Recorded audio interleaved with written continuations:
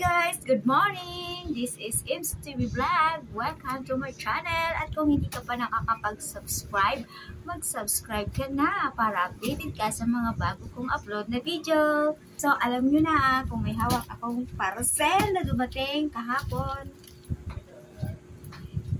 Ito ay galing sa Shopee. Siyempre dahil andito na ako sa Pilipinas, hindi na Shein ang na-order ko. Ngayon ay Shopee na tayo. Excited na akong buksan itong in-order kong water jug mula sa Shopee na nagkakahalaga na 265 pesos. Okay, buksan ko na kasi kailangan ko na talaga ngayon ng bagong jug dahil nasira na yung jug.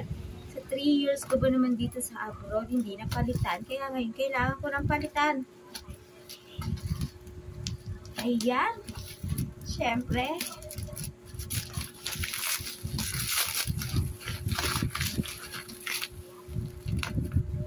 Alam niyo naman dito sa Pilipinas, napaka-init. Alam niyo ba yun? Super init. Halos gusto ko na talagang bumalik agad sa abroad kasi hindi ko na kaya yung init dito.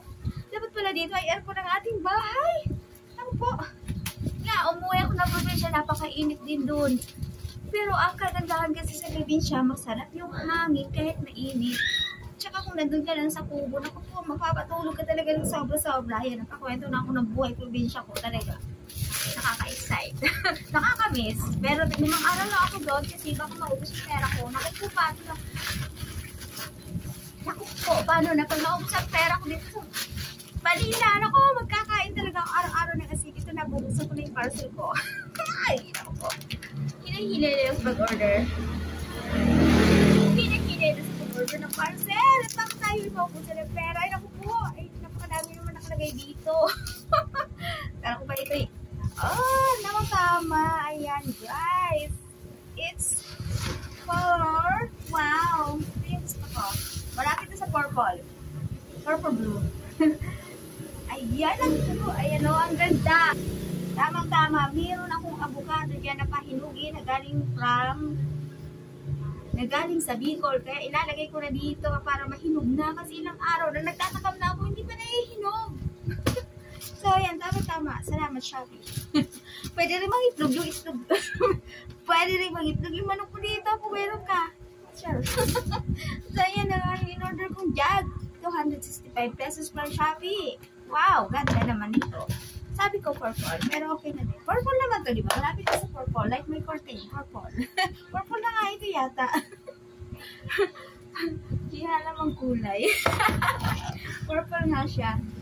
Sabi ng asawa ko blue daw. Pero nung dumating sa akin purple. Kasi gusto ko talaga purple. That's my favorite color. Ayan na. Maganda na yung aking bagong water jug. Kasi yung dati ko, siraan na talaga. As in. Hindi ko na talaga type. Kaya ito, guys, ang ganda. 265 pesos. Ewan ko lang kung magkano to kung bibili nyo sa palengke. Kasi sa Shopee talaga mura. Bumili ako sa palengke na po, nakukulit ako sa presyo. Bakit ganun kamahal? Ang titiit, 350.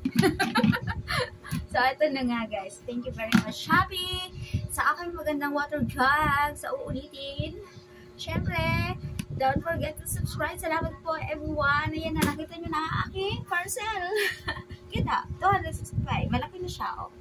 Good. Para sa ating mga gusto yung laging malamig ang tubig, wala tayong ref. Hindi ako nakabili ng ref kasi nasira na yung ref ko. Next time na lang siguro. So, by the way, bye-bye!